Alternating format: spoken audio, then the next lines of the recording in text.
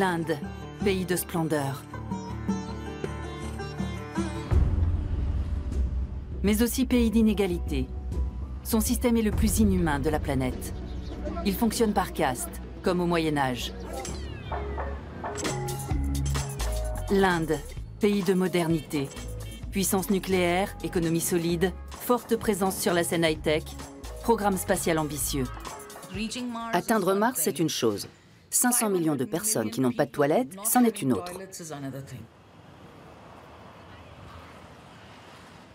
À moins d'envoyer ces 500 millions de personnes sur Mars.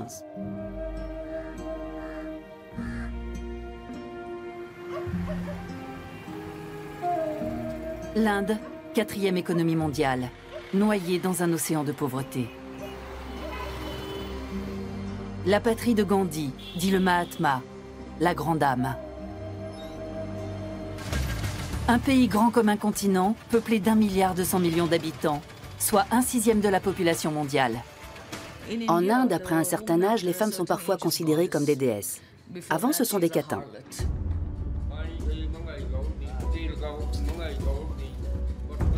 L'Inde, pays de violence. Des millions de femmes sont victimes d'humiliation. Torture et meurtres font partie de leur quotidien.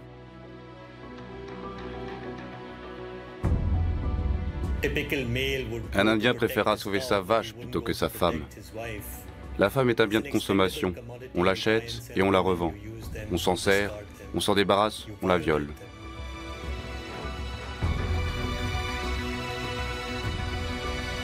L'Inde, pays de spiritualité et de croyance.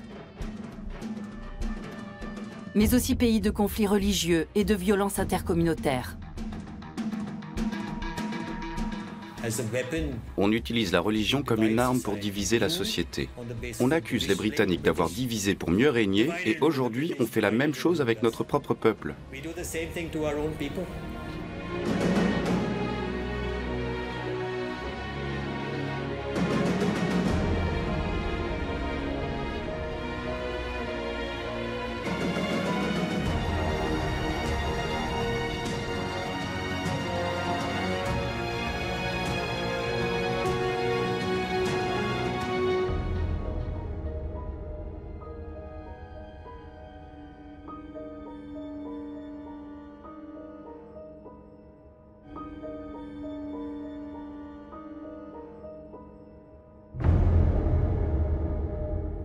L'Haryana est un État situé au nord de la capitale indienne, New Delhi. C'est l'État où l'on recense le plus de violences contre les femmes en Inde. La ville d'Hisar se trouve à 4 heures de route de Delhi. C'est une ville de province, happée par le progrès après la libéralisation du marché dans les années 90.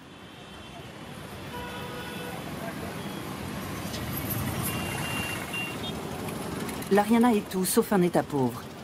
Mais si le progrès est devenu la carte de visite de l'Inde officielle, dans l'esprit des gens, les mentalités n'ont guère évolué.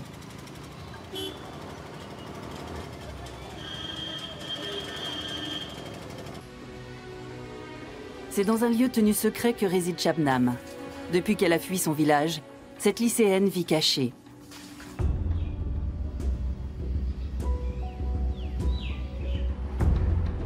Depuis 2 ans, elle fait l'objet d'une protection policière constante.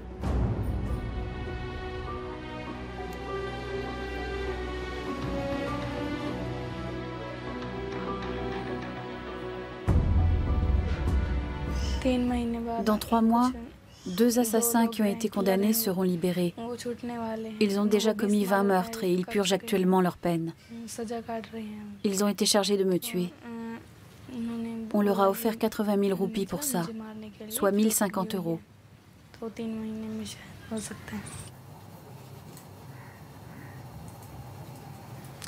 À moi, on m'a proposé 20 millions de roupies, soit 26 000 €, pour que je retire ma plainte. Les parents des violeurs de Shabnam ont tenté d'acheter son silence pour empêcher le procès. Elle avait 15 ans lorsqu'elle a été violée par 8 hommes.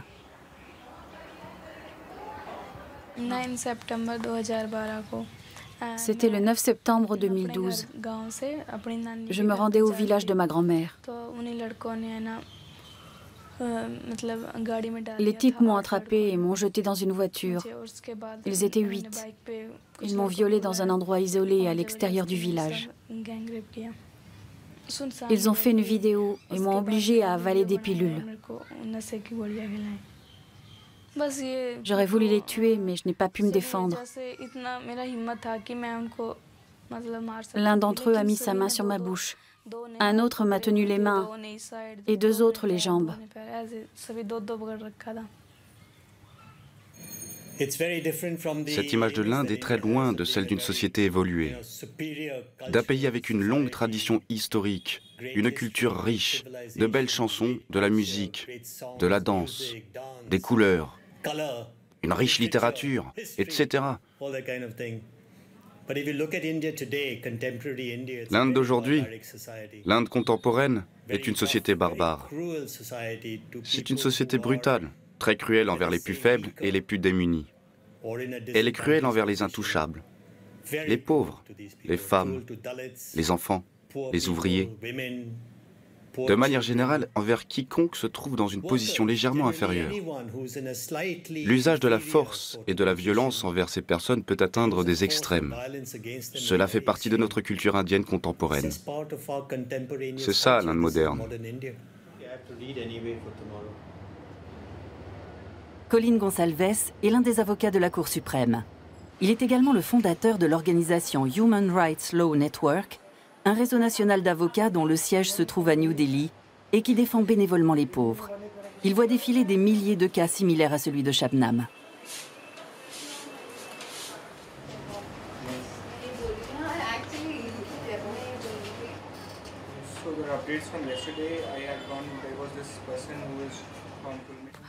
Ils savaient que j'étais une Dalit, une intouchable.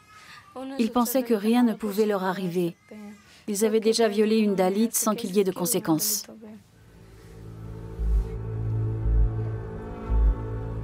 Shabnam est né ici, dans le village de Dabra. Dans cette région, le système de caste perdure, même si la constitution indienne proclame l'égalité pour tous les Indiens. Dans le nord de l'Inde, par exemple, ce sont les Jats, une caste agricole qui domine la société. Les Dalits, les intouchables, sont considérés comme hors caste. Ils sont tout en bas de l'échelle sociale. Pour tous, la journée commence par la prière du matin. Om Prakash, producteur de coton, est un Jat. Il prie les dieux hindous.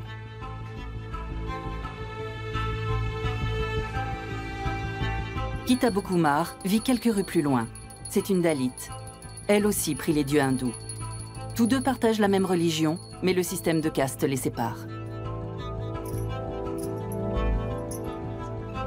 Les Jats sont de riches fermiers. Ils possèdent des terres, des tracteurs. Les Dalits travaillent pour les Jats, dans leurs champs ou dans leurs maisons. Les Jats détiennent le pouvoir et dictent les règles.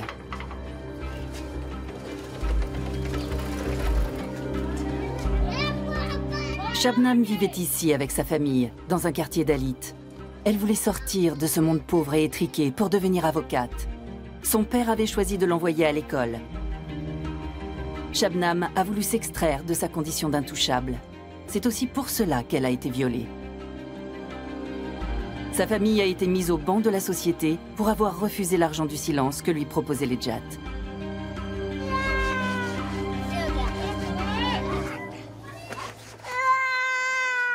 Au village, c'est le Jati Panchayat, le conseil des anciens, qui a le dernier mot.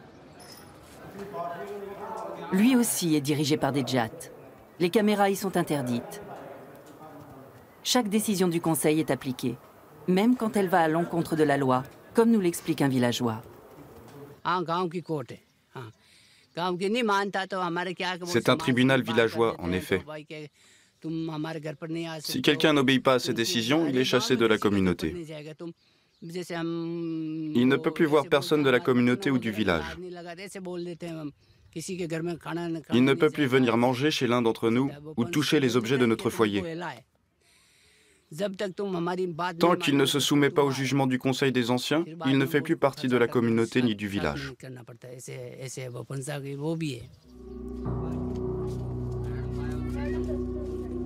La maison des parents de Shabnam, aujourd'hui à l'abandon. Le père de Shabnam a soutenu sa fille jusqu'au jour où il n'a plus supporté la pression de la société. C'est ici qu'il s'est donné la mort. La belle-mère de Shabnam, elle, a dû quitter le village. Chez Om Prakash, tout se fait selon l'ancien ordre patriarcal. Lorsque les fils se marient, leur épouse emménage avec eux dans la maison des parents. Les femmes sont des bêtes de somme, sans identité. C'est ce qu'enseigne l'épouse d'Om Prakash, Reshma, à ses belles-filles.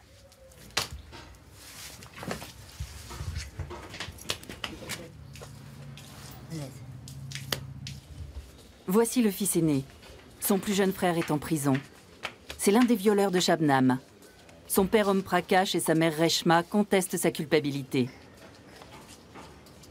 L'image traditionnelle de la femme étant ce qu'elle est, pour eux, c'est la victime qui est coupable.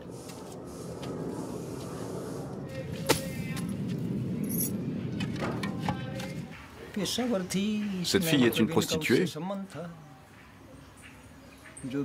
Des hommes l'ont appelée au téléphone et lui ont dit de se rendre à l'endroit en question.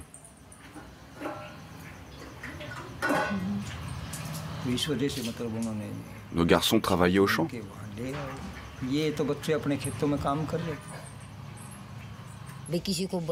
Elle avait de mauvaises habitudes. Elle avait un portable, elle appelait des gens, elle allait même en ville. C'était ce genre de fille.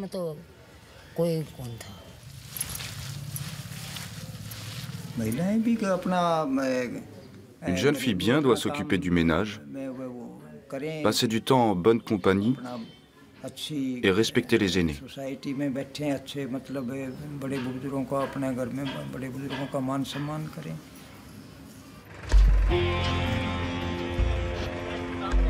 Au village, les femmes doivent être voilées. Ces femmes Dalits se rendent dans les champs des Jats. Elles ont été appelées pour la récolte du coton.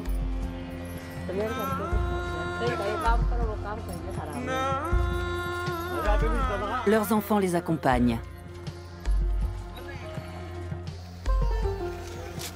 Les Dalits ne possèdent aucune terre, une véritable malédiction dans l'Inde rurale. Ramesh Kumar le sait mieux que personne.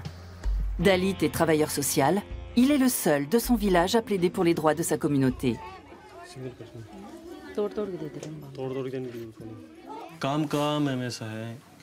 Ils travaillent au champ. Ils n'ont jamais un seul jour de repos. Les Jats n'accordent aux Dalits que des contrats annuels, pour maximum 250 € de salaire pour toute l'année. En échange, ils doivent s'engager à faire toutes sortes de travaux, dans les maisons, aux champs et avec les bêtes. Le contrat ne concerne qu'une seule personne, mais toute la famille doit contribuer. Ils sont totalement démunis. Lorsqu'ils ont besoin d'argent pour un mariage ou pour construire une maison, ils vont voir les Jats pour leur en emprunter. Cette dépendance permet aux Jats de garder les Dalits soumis. Si l'argent n'est pas remboursé dans les temps, ils violent nos femmes ou les frappent.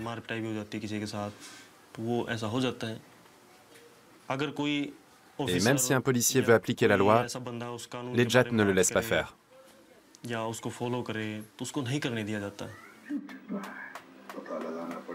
Le système de caste prévaut jusque dans la fonction publique. Le policier chargé de veiller sur Shabnam doit être Dalit, comme Shabnam elle-même.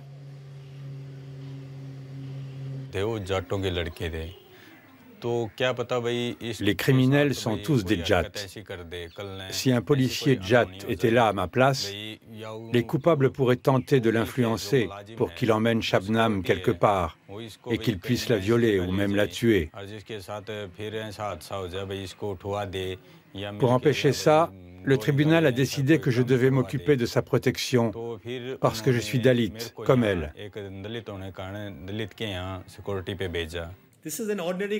C'est un officier de police comme les autres. C'est de la discrimination ordinaire. Les gens qui ont réussi retournent dans leur village. Mais est-ce que pour autant ils peuvent utiliser la même fontaine que les personnes qui appartiennent aux castes élevées? Est-ce qu'ils peuvent se baigner dans les mêmes bassins que les castes élevées? S'ils font ça, c'est la décapitation assurée. Qu'ils soient professeurs ou avocats, c'est la décapitation assurée. C'est une réalité.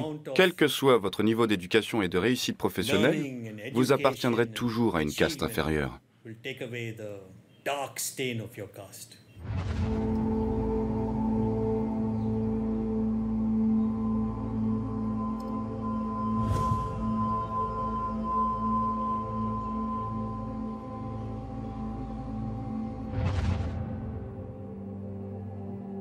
À seulement une demi-heure d'avion de la capitale New Delhi se trouve Lucknow, la métropole de l'État d'Uttar Pradesh, située dans le nord-est du pays. Lucknow est une grande ville universitaire et un haut lieu de l'industrie. Le système de caste n'est pas cantonné au village. À Lucknow, ville de 3 millions d'habitants, vivent ceux qu'on considère comme les derniers des derniers. On appelle scavengers ces femmes qui vont de maison en maison pour vider les toilettes.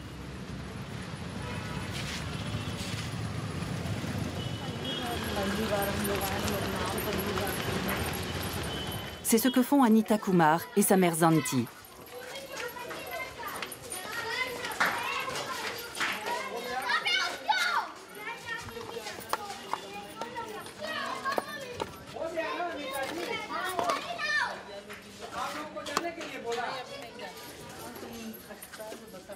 Avant elle, la mère et la grand-mère d'Anita vidaient déjà les toilettes de cette maison.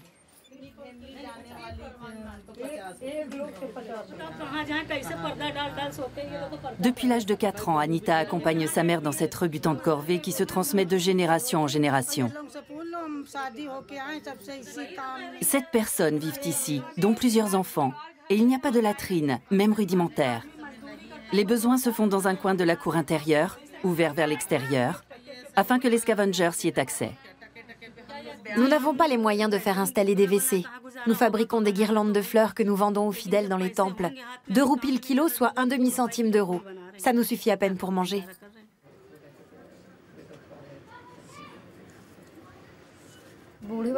Ma belle-mère et ma grand-mère sont âgées. Ça ne les dérange pas de faire leurs besoins dehors.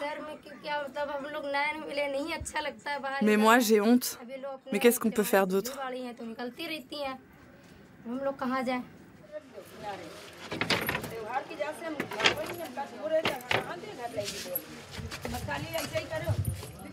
Anita continue sa tournée des latrines.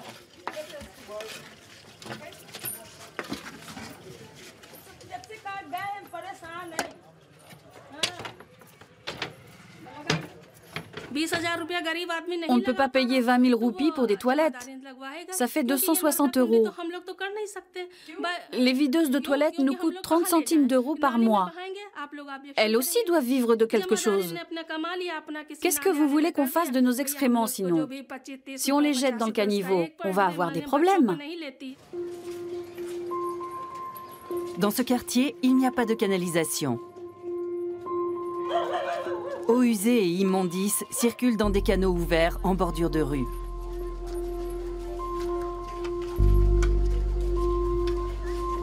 Les videuses de toilettes jettent leur chargement directement dans la rue.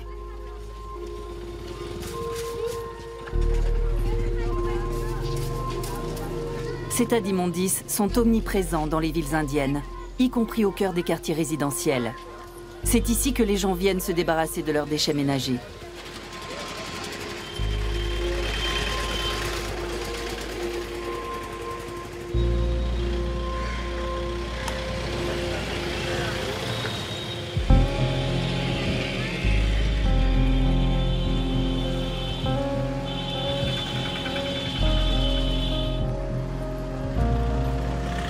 Quelques rues plus loin, la maison d'Anita et Zanti.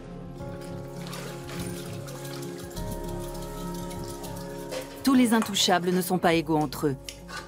Leur nom est le meilleur indice pour les situer dans la hiérarchie des communautés pauvres.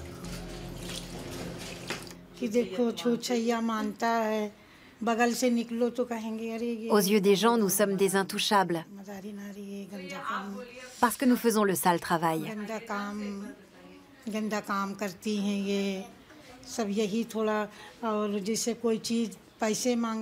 Quand les gens nous paient, il arrive qu'ils jettent l'argent par terre.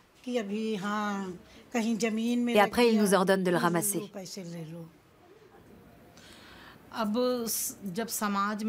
La pression vient des castes élevées, mais aussi de notre communauté. Quand on appartient au groupe des videurs de toilettes, on y reste.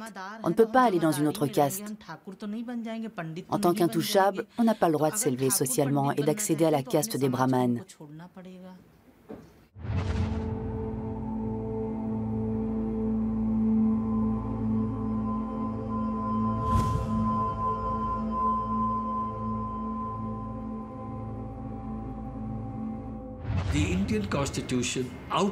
La constitution indienne interdit la discrimination fondée sur les castes sans condamner le système de castes pour autant. On pointe du doigt la discrimination fondée sur les castes, mais on n'est pas prêt à dire que l'existence des castes est néfaste. Tout simplement parce que ce système est étroitement lié à l'hindouisme. Très tôt dans les écrits, puis tout au long du développement de l'hindouisme, on trouve des justifications du système de caste. Dans les écrits les plus fondateurs de cette religion, il y a des justifications du système de caste et de la violence. Le système, tout comme la violence, sont institutionnalisés par la religion. On voit ça même chez Gandhi, qui était un hindou très croyant. Même lorsque de nombreux hindous dénoncent les dérives et les discriminations liées aux castes, ils ne vont pas jusqu'à remettre en question le système en lui-même. C'est un système extraordinaire qui semble non seulement survivre au capitalisme, mais également prospérer grâce à lui, et qui façonne littéralement notre approche du capitalisme. La société indienne a une particularité très étrange. Elle crée une acceptation de l'injustice qui n'a pas d'équivalent dans le reste du monde. Bombay, deuxième ville indienne. Avec ses 18 millions d'habitants, elle est le centre financier du sous-continent. Connue dans le monde entier grâce à Bollywood, mais tristement célèbre à cause de son statut de plus grand bidonville d'Asie.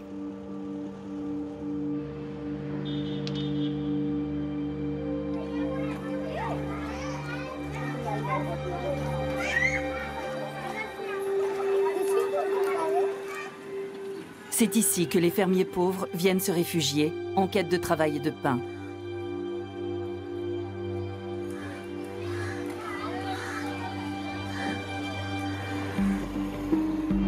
Dans des villes comme Bombay, la logique des castes a ouvert la brèche au capitalisme sauvage. C'est à cause de ce système que les familles des classes moyennes peuvent employer chez eux des enfants de couche sociale inférieure et les persécuter de la pire façon qui soit, et cela en toute bonne conscience. C'est encore à cause de ce système que des gens peuvent vivre dans des quartiers aisés totalement verrouillés et traverser des bidonvilles où l'on vit dans des conditions déplorables sans s'en émouvoir, tout en sachant que leurs habitants viendront travailler pour eux en tant que domestiques. C'est encore à cause de ce système que pendant des dizaines d'années, nous n'avons rien fait pour que tous les enfants puissent aller à l'école. Pendant 60 ans, il n'y a eu aucune loi assurant la scolarisation universelle. C'est aussi à cause de ce système que nous laissons la moitié du pays souffrir de malnutrition et vivre dans des conditions parfois pires qu'en Afrique subsaharienne. C'est cette acceptation de l'inégalité qui, à mon sens, nous empêche de suivre un modèle de développement juste et équitable. Voici Antilia, la maison individuelle la plus chère au monde, haute de 27 étages. Les 3 premiers abritent les carrosses de ses propriétaires, les frères Ambani.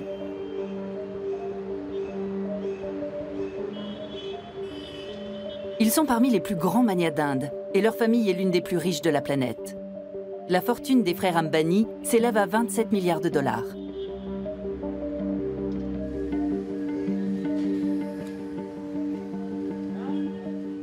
« 37 000 mètres carrés, c'est la surface du logement d'un des frères, Mukesh Ambani. Il vit avec sa mère, sa femme et ses 3 enfants. Ils ont 600 domestiques à leur service. Au pied de cette luxueuse propriété, des Dalits vivent des miettes de la société de consommation. Sans mot dire, résignés.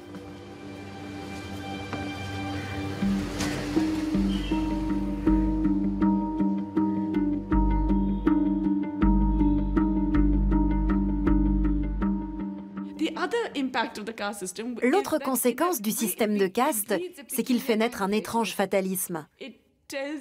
Il vous fait croire que c'est votre karma, votre destin. Et que votre destin, ce n'est pas seulement cette vie, il y a la précédente, la suivante, c'est très compliqué. Donc ça ne sert à rien de se battre pour y changer quelque chose. Si vous êtes au bas de l'échelle, tant pis.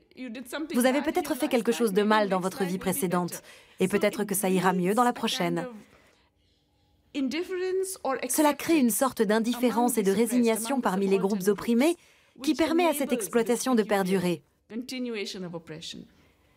C'est pour ça qu'au lieu d'avoir des émeutes, nous avons des gens qui souffrent de la faim. Shreyas Rajagopal a 28 ans. Ce banquier est l'un des auteurs à succès de Bombay. Il appartient à une haute caste, mais n'accepte de se faire filmer que sur sa terrasse. Ici, on ne montre pas comment vivent les riches. Pourtant, dans son livre Scarcity, il n'hésite pas à égratigner ses pairs.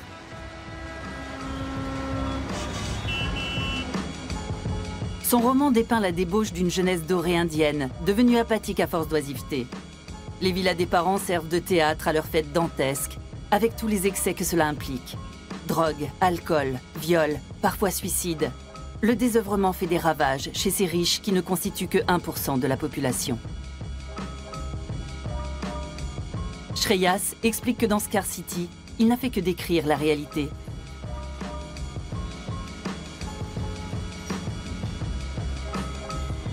Dans ce quartier de Bombay, au bord de la mer d'Arabie, Shreyas a eu une enfance privilégiée. Ça, c'est Cuff Parade, l'un des quartiers les plus riches de Bombay. Ici, les appartements coûtent entre 5 et 10 millions de dollars.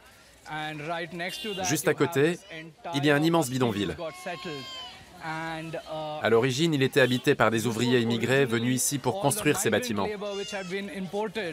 Une fois les chantiers terminés, ils sont restés. Les riches qui vivent à Cuff Parade continuent à profiter de cette main-d'œuvre. Tous leurs domestiques viennent du bidonville. En fait, ils aident les riches à maintenir leur train de vie. Par contre, si on parle d'eux aux riches, ils vous diront à quel point le bidonville leur gâche la vue sur la mer. Une fois par jour, les habitants du bidonville ont de l'eau pendant 1 heure. Dans ces baraquements, il n'y a ni eau courante, ni infrastructure. Même s'il dénonce les riches dans son livre, le jeune banquier ne montre aucune empathie à l'égard des pauvres.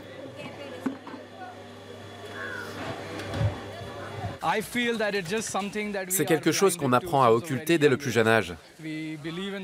On croit au karma, on croit au développement personnel et non à celui de la société. Notre devise, c'est « Voici mon chemin, chacun a le sien et tous se valent ». Maintenant, est-ce que ça veut dire que je dois quitter mon cocon et aller aider cette partie de la société? Non, peu de gens font ça. C'est bien plus facile de faire comme si rien de tout ça n'existait.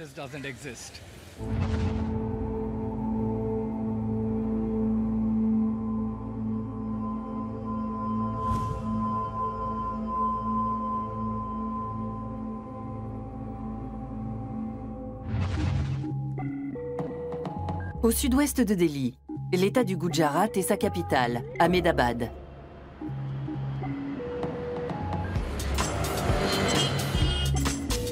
Le Vibrant Gujarat, un slogan omniprésent dans cet État.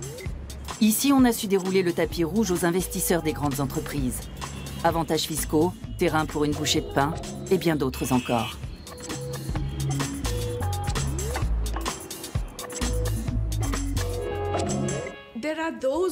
Certains s'étonnent de ce paradoxe. Nous avons de la croissance, mais les conditions de vie d'une bonne moitié de notre population ne se sont pas améliorées pour autant. Au contraire, la situation est de plus en plus explosive, dangereuse, et les gens sont de plus en plus désespérés. Personnellement, je dirais que c'est justement pour cela que nous avons une telle croissance. En clair, nous avons connu un essor remarquable, mais un essor fondé sur les inégalités, sur le fait qu'on peut avoir recours à la discrimination chez les travailleurs, que ce soit en raison du sexe, de la caste, de la religion, de la langue, de l'ethnie, bref, tout ce qui peut servir de prétexte pour exploiter une partie de la main-d'œuvre. Cette croissance repose sur le fait que certaines populations n'ont pas du tout voix au chapitre en politique. On peut donc sans aucun problème chasser des gens qui vivent dans des régions rurales depuis des générations pour encourager l'industrialisation et vendre les terrains à des promoteurs. C'est tout cela qui a permis cette croissance.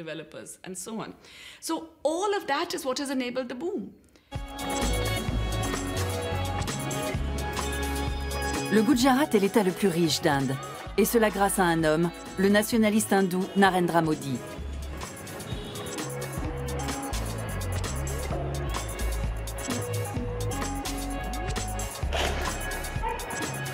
Il a été le ministre en chef du Gujarat de 2001 à 2014. C'est lui, l'inventeur du Vibrant Gujarat. Lors des dernières élections générales en 2014, il est élu Premier ministre de l'Inde. Il arrive au pouvoir avec le soutien du RSS, l'Organisation volontaire nationale, un groupe paramilitaire de droite. Aujourd'hui, il veut que l'Inde tout entière suive l'exemple du Gujarat et promet à ses concitoyens de l'emploi, des toilettes d'abord et des temples ensuite, mais aussi un compte bancaire pour chacun. La capitale du Gujarat, Ahmedabad, est le centre industriel de l'État fédéré. Ici, la croissance va toujours bon train. Tout près, les bidonvilles, eux aussi, grandissent de manière exponentielle. Les ouvriers du bâtiment qui vivent ici sont originaires des 4 coins du pays.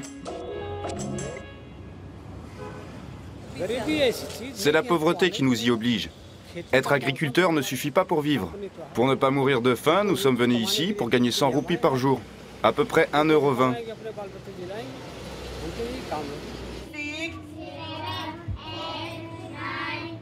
Les cours commencent pour les enfants des travailleurs journaliers devant la cabane qui fait office d'école.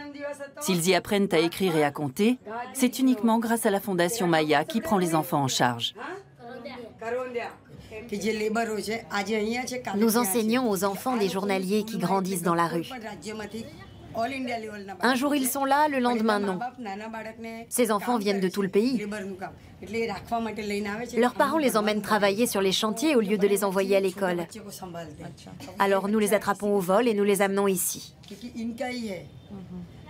Comme vous le voyez, ces enfants sont responsables des bébés et des tout-petits. Les bébés n'ont personne pour les garder.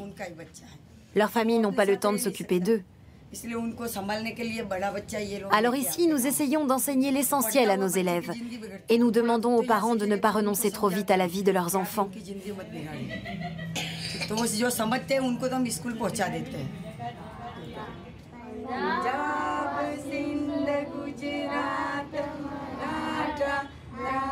À la fin des cours, les enfants entonnent l'hymne national indien. Inde, ton nom soulève les cœurs. Voilà ce que disent ces paroles.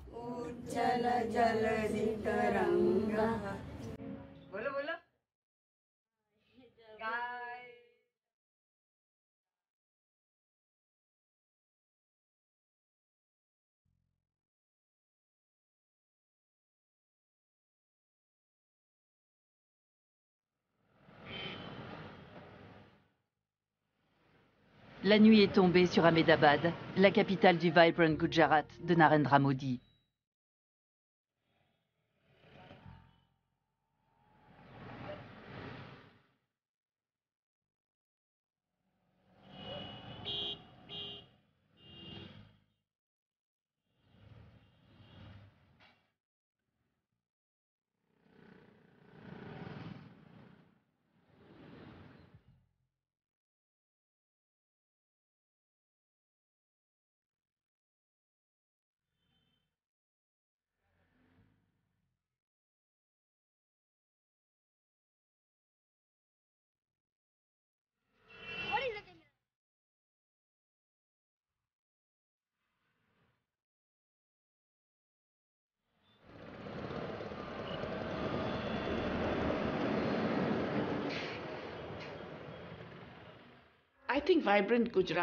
Pour moi, le fameux Vibrant Gujarat est un scénario d'horreur.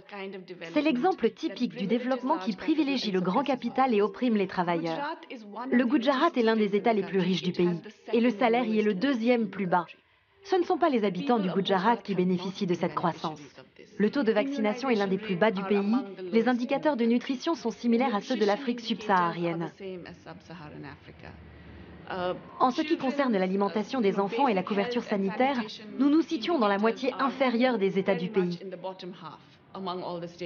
C'est un exemple classique de croissance qui ne bénéficie pas à la population.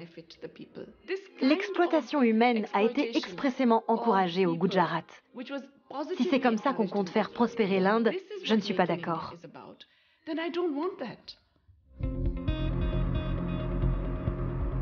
Bombay. Dans sa propre ville, Testa Setalvad est surveillé 24 heures sur 24 par un policier en uniforme et un autre en civil.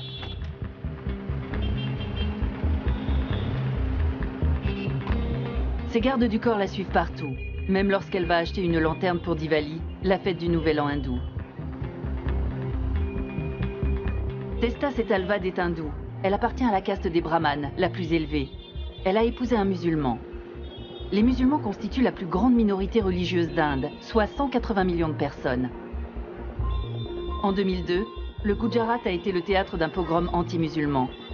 Depuis, la célèbre journaliste mène une lutte sans relâche pour les droits des musulmans, pour la justice.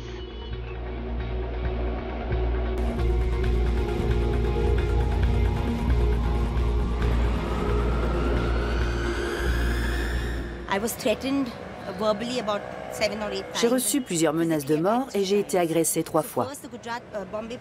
C'est pour ça que je suis protégée par la police. Mais les menaces n'ont fait qu'empirer. Alors la Cour suprême a décidé que 570 témoins du pogrom de Gujarat, dont moi, se verraient attribuer une escorte paramilitaire.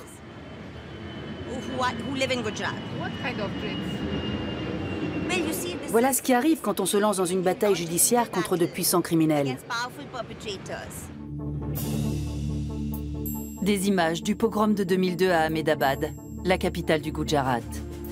L'élément déclencheur, l'incendie d'un train qui transporte des pèlerins hindous de retour à Ahmedabad. 59 hindous y trouvent la mort.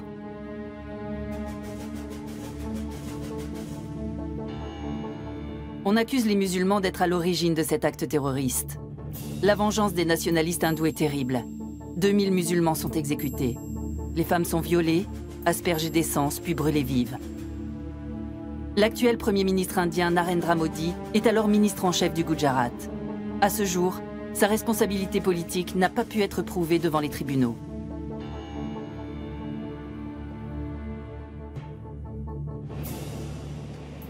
L'organisation de Testa Setalvad se bat pour que la vérité soit faite.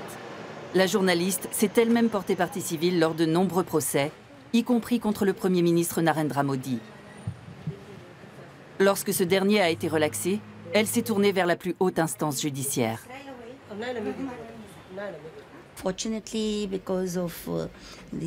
Grâce au rapport de la Commission nationale des droits de l'homme et à la Cour suprême qui nous a accordé une protection rapprochée, nous avons pu, pour la première fois dans l'histoire indienne, obtenir plus de 122 condamnations à la peine d'emprisonnement à perpétuité.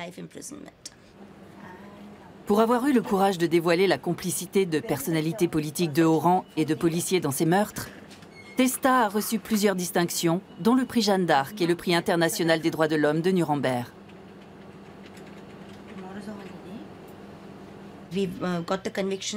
Les condamnations ont eu lieu en première instance, mais les criminels sont très puissants.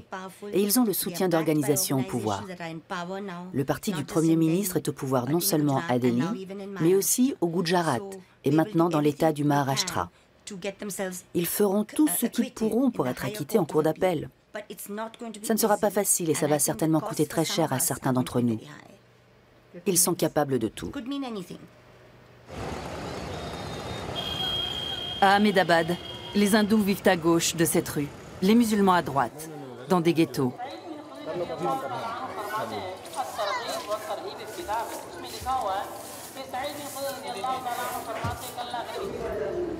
Abdul Majid et son fils Yassine tiennent un kiosque. Ils sont les seuls de leur famille à avoir survécu aux violences de 2002. L'organisation de Testa les a également soutenus lors de leur procès. En tant que témoins, eux aussi ont été protégés par la police. La même police qui a fermé les yeux lorsque la femme d'Abdul et 7 de ses enfants ont été assassinés.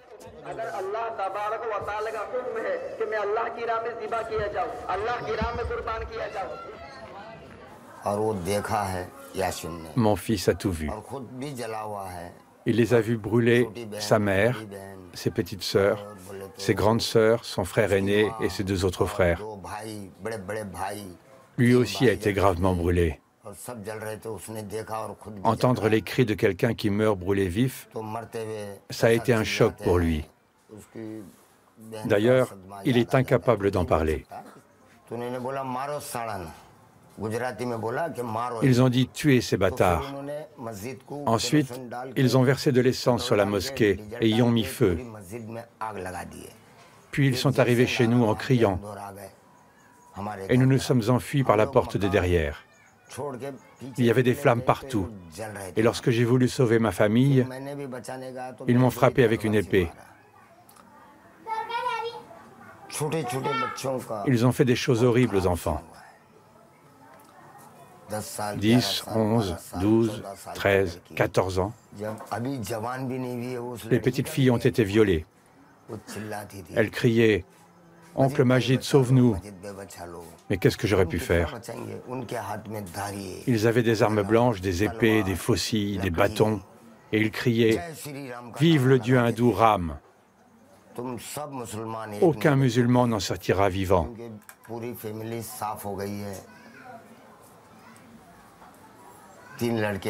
Toute ma famille a été décimée. Mes yeux ont vu ma petite fille se faire violer par 4 hommes. C'est insoutenable pour moi.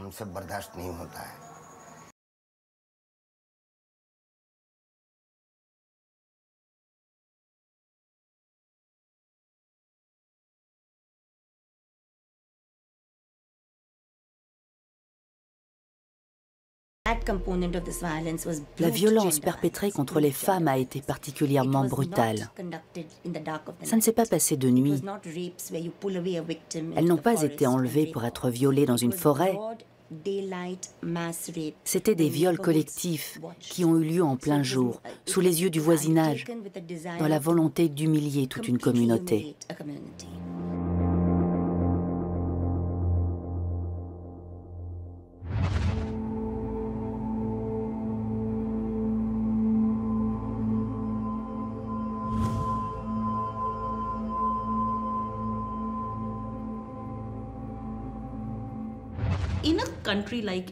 Dans un pays tel que l'Inde, qui puise justement sa force de sa diversité et de son pluralisme, la plus grande menace qui soit, c'est de détourner une religion à des fins politiques. Et c'est exactement ce que font les nationalistes hindous. En Inde, c'est un danger encore plus grand que le terrorisme, selon moi. Les nationalistes hindous se servent des castes, de la religion, du corps des femmes pour manipuler l'opinion publique.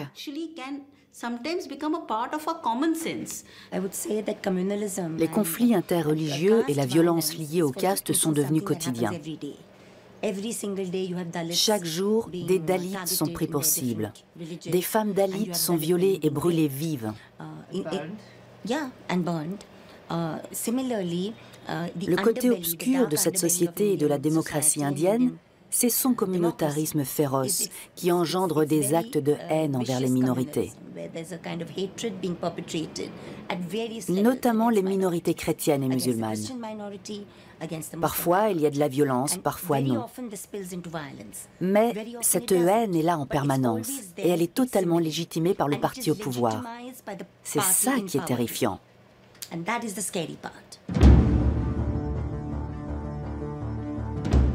La présence des musulmans en Inde remonte au XVIe siècle.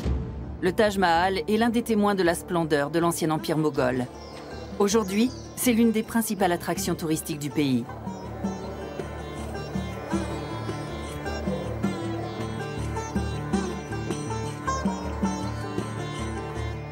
D'autres vestiges de l'empire moghol. Jusqu'au XIXe siècle, les grands Moghols ont par moments régné sur la totalité du sous-continent.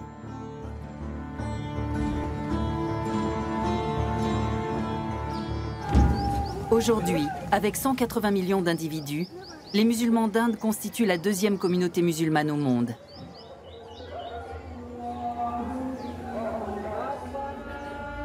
L'État d'Uttar Pradesh. C'est ici que se trouve Ayodhya, l'une des 7 cités saintes des hindous. Ici aussi, les deux communautés se côtoient, mais la cohabitation se fait de plus en plus difficile.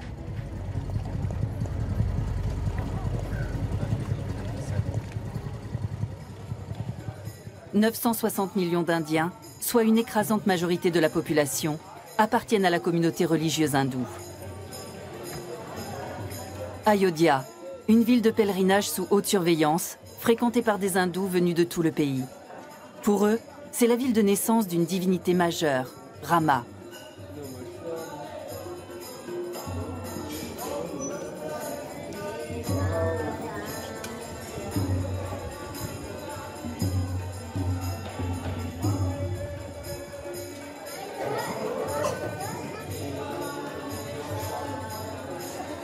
En 1992, un conflit éclate dans la ville d'Ayodhya qui continue d'alimenter l'hostilité entre hindous et musulmans. Encouragés par le BJP, le parti de droite nationaliste hindou de l'actuel Premier ministre, des hindous radicaux détruisent la mosquée de Babri. Et aujourd'hui, ils exigent la construction d'un temple dédié à Rama sur les ruines de la mosquée.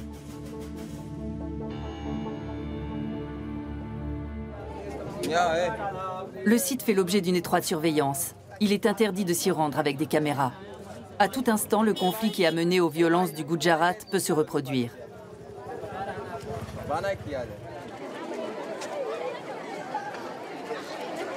L'Inter College Jaganpur lutte contre la radicalisation dans les deux communautés religieuses.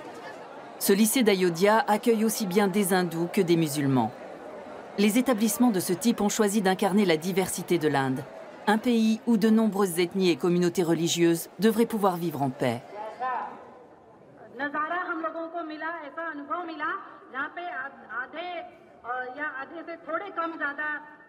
Dans toutes les villes saintes, la journaliste plaide pour une cohabitation pacifique entre les deux groupes religieux.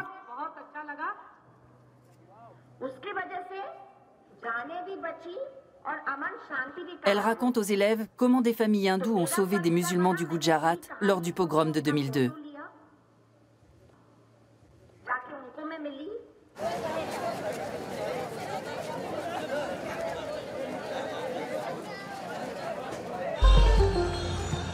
À seulement 4 heures de route d'Ayodhya se trouve Varanasi, au bord du Gange, la plus sainte de toutes les villes hindoues.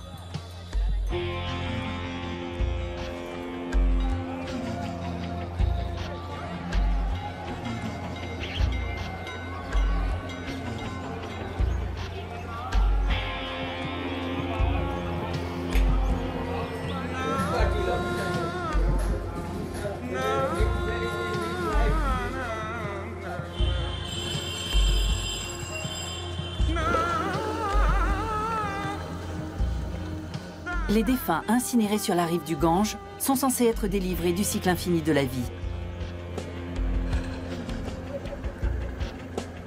Varanasi est également la circonscription électorale du Premier ministre Narendra Modi. Il y compte de nombreux partisans. Séance de sport matinale pour le RSS, organisation fondée sur le bénévolat, véritable maison mère de l'ultranationalisme hindou.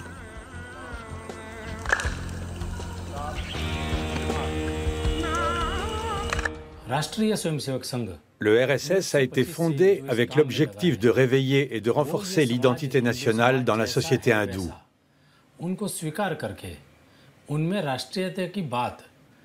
Faire grandir ce sentiment, c'est permettre à la nation de se développer. C'est en cela que croit la famille nationale hindoue. La nation a tout ce qu'il lui faut, il ne manque que le réveil de sa fierté identitaire. Des bâtons pour l'ordre et la discipline, au nom de la nation. Chaque année, lors de son grand congrès, le RSS fait démonstration de sa force et de sa grandeur. C'est dans les rangs de l'organisation que Narendra Modi a fait ses armes, en tant qu'organisateur et propagandiste. Selon ses détracteurs, son parti du peuple indien, le BJP, serait parfaitement interchangeable avec le RSS. Nous manquons de fierté nationale, la fierté d'être hindou. C'est ça la mission du RSS. Nous pensons que le moment viendra où nous redeviendrons des précurseurs et où on nous désignera comme les éclaireurs du monde. La mer Inde dans toute sa splendeur. Dans le discours de l'organisation, les musulmans sont tout juste tolérés. L'Inde aux hindous, voilà de quoi ils rêvent. On ne peut pas le nier. Les musulmans et les chrétiens peuvent y vivre, mais ils doivent rester à leur place. Parce que pour les nationalistes hindous, ce sont des citoyens de seconde zone. À Varanasi, la séance de sport matinale s'achève avec l'appel au drapeau et ce serment d'allégeance. Pour toujours, nous nous prosternons devant toi, ô mère Inde, notre patrie.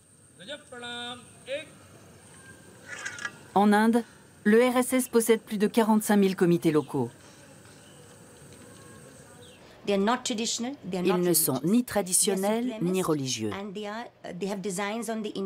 C'est une organisation suprémaciste. Ce qu'ils aimeraient, c'est voir l'État indien devenir un État hindou.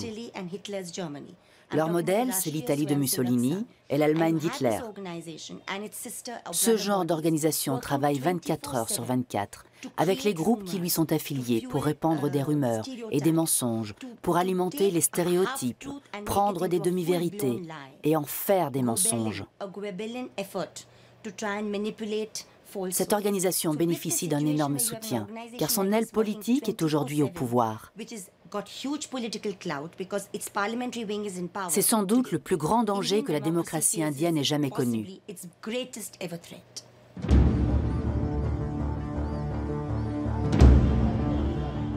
L'Inde, écartelée entre une constitution moderne et un système inégalitaire.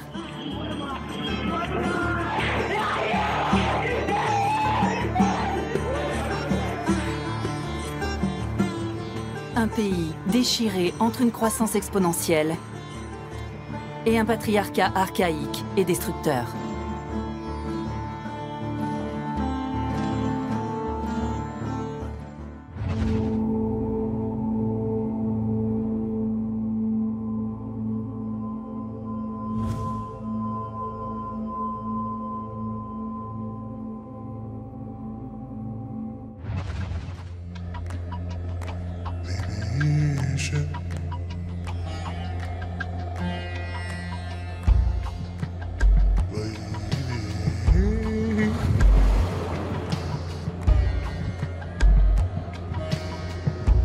Sir